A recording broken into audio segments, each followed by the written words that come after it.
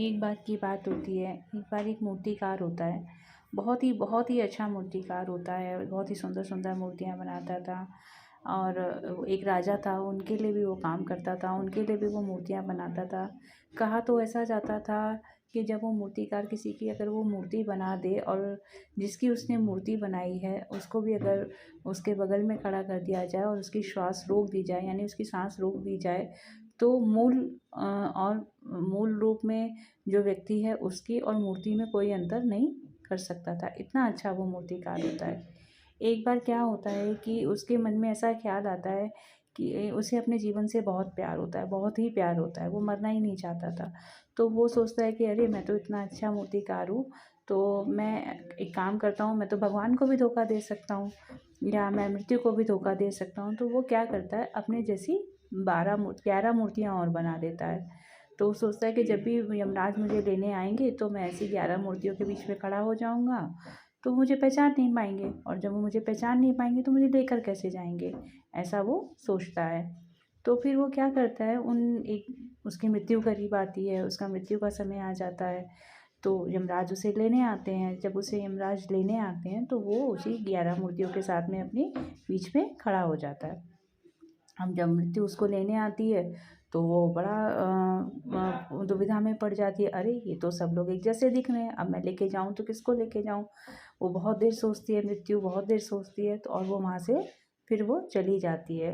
वो फिर ईश्वर के पास जाती है और वो उनको पूछती है कि हे ईश्वर, आप मुझे बताइए कि मैं मृत्यु हूँ और मैं उसको लेने गई थी मूर्तिकार को, लेकिन वहाँ एक जैसे 11 लोग थे, तो मुझे तो समझ ही नहीं आ रहा था कि मैं किसको लेकर के धरती से किसको लेकर के आऊँ, और ये मेरे लिए बड़ी दुविधा का विषय था। तो वो परेशान हो जाती है। तो फिर ईश्वर उसको कान अपने पास बुलाते हैं, बोले अपना कान मेरे पास लाओ और मैं तुम्हें एक सूत्र बताता हूँ, जैसा मैं तुम्हें बोल रहा हूँ वैसा तुम करना, तो वह अपनी तुम्हें एक असली व्यक्ति को ढूंढने में मदद मिल जाएगी। तो बोलती है अच्छा ठीक है ईश्वर। तो वो अपने ईश्वर के पास जाती है, वह उनको अपना सूत्र बताते हैं और वह फिर से उस मूर्तिकार के पास जाती है और वो वहीं खड़ा मिलता है। अब फिर वही 11 लोगों के बीच में, 11 मूर्तियों के बीच में वो अकेला खड़ा होता है। तो मृत्यु बोलती क्या है ईश्वर से कि भाई ये मूर्तियाँ तो सब बहुत ही अच्छी बनी है, बहुत ही खूबसूरत हैं और सब एक सी हैं, इनको तो पहचानना ही मुश्किल है, लेकिन फिर भी मूर्ति में एक तो कमी रह गई है, कुछ तो कमी रह गई है। अगर ये कमी ना होती तो ये तो बहुत ही अच्छी होती मूर्तियाँ। तो अब इसमें जो मूर्तिकार होता है तो उसको बड़ा ख़राब लगता है, तो वो एकदम बोल पड़ता है, अच्छा तो इसमें क्या कमी है, आप मुझे बताइए ज़रूर, मैं ज़रूर उसको दूरी को करूँगा, मेरी तो मूर्ति में कोई कमी हो ही नहीं सकती है।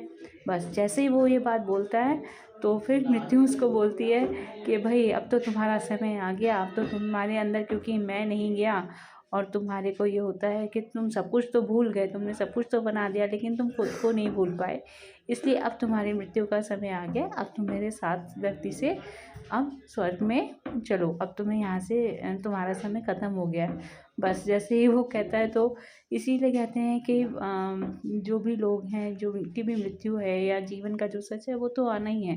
ईश्वर को या मृत्यु को धोखा आप नहीं दे सकते हैं। सिर्फ़ और आपको खुद को भूल के अगर आप किसी के लिए कार्य करते हैं तो आप बहुत सफल हो सकते हैं, लेकिन यदि आप खुद को नहीं भूलते हैं तो आपका सफल होना बड़ा मुश्किल होता है। धन्यवाद।